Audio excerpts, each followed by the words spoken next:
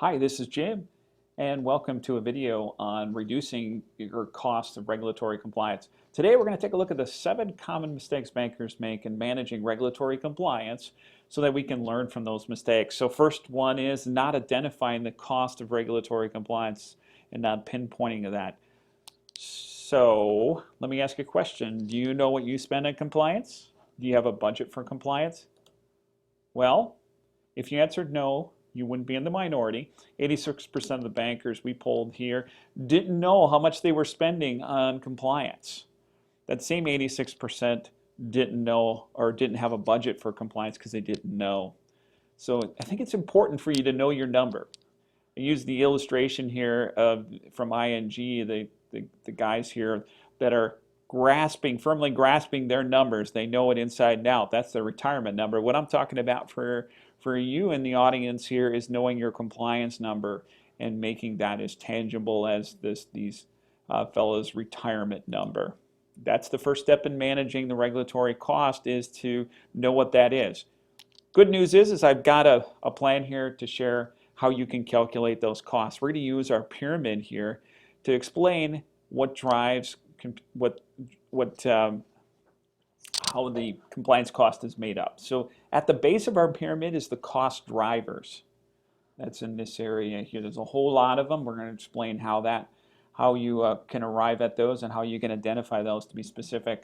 In the middle of the cost composition, these are the things that are dissimilar from one institution to the next, and at the very top of this pyramid is the actual cost of compliance. And we're going to get to that. We're going to pinpoint that for you in just a few minutes.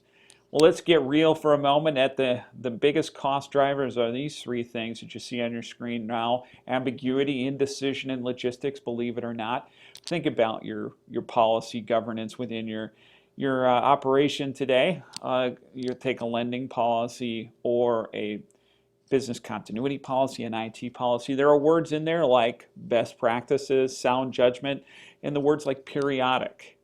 Those are all ambiguous, believe it or not. But if you think about it for a moment, let's use the context of periodic review of a policy.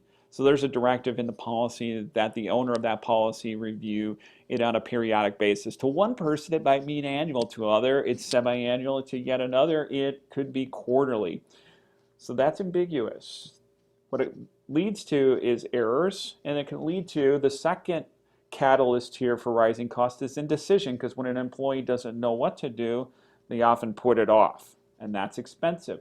And they also may try a couple of times and ask other folks in their office, and this all consumes lots of times. The other thing is logistics, and logistics comes down to the nature of the way that we manage things in regulatory compliance. Lots of documents.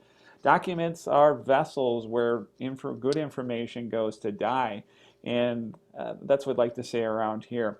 What I mean by that is that it's the information that goes into a document isn't often up to date. And also, when you have good information in documents, it's difficult to find it. There's a whole bunch of logistic challenges in getting the right information to the right people when it's needed.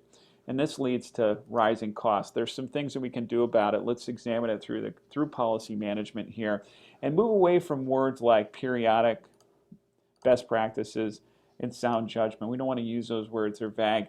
The other thing you can do is adopt some policy practices for managing your policies that can help out quite a bit. Standard review criteria makes sure that there's standardized processes reviewing words that are inside of documents, so it's not up to the reader. In fact, or the reader or authors. In fact, there should be never any points for creative language.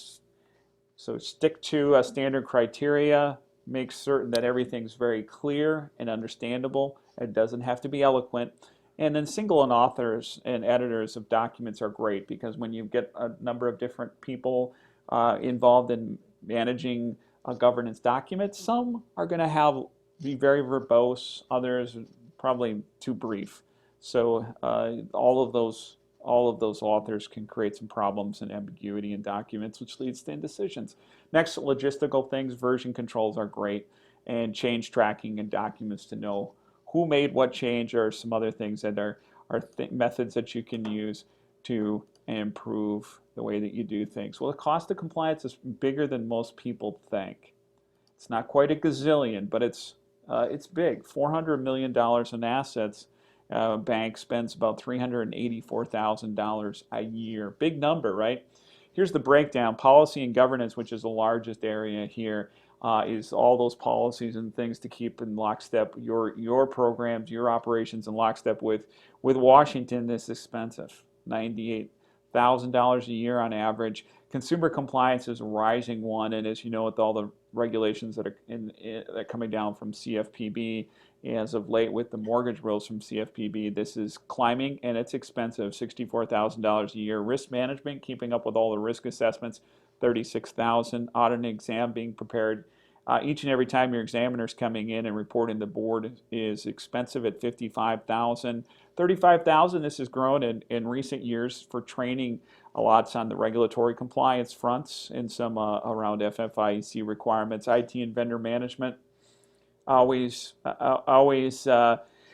expensive. It's a lot to maintain with your third-party relationships. That's been growing a bit in complexity and requirements. So $50,000. Safety and soundness, always been costly to maintain those standards at $46,000. And there's no, this doesn't account for risk exposure or fines. So here's what a couple other bankers have been saying about their compliance. If you don't believe our numbers, do you believe Larry?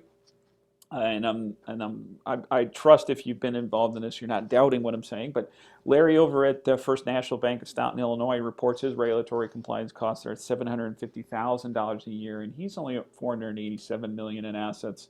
The $600,000 that Steve is spending is on a bank that he runs at $419 million in assets. So lots of money out there.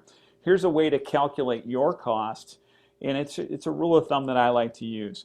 Take your for every million in assets, just include $1,000 for compliance costs. So if you're a $400 million bank, about $400,000. It's a little less than a $384 million. If you're $200 million, about $200,000. The larger you are, the better you scale. So if you're a billion, you're not going to be spending an entire $1 million in assets. However, there is a floor as well, because if you're between 100 and 200 million, you're somewhere around that area. You're not going to get below $100,000. So in other words, if you're $50,000 in assets, you're likely going to still spend at least $100,000 on compliance costs, and costs are everywhere within the institution. So we'll look at some other mistakes in other videos, and thanks a lot for joining.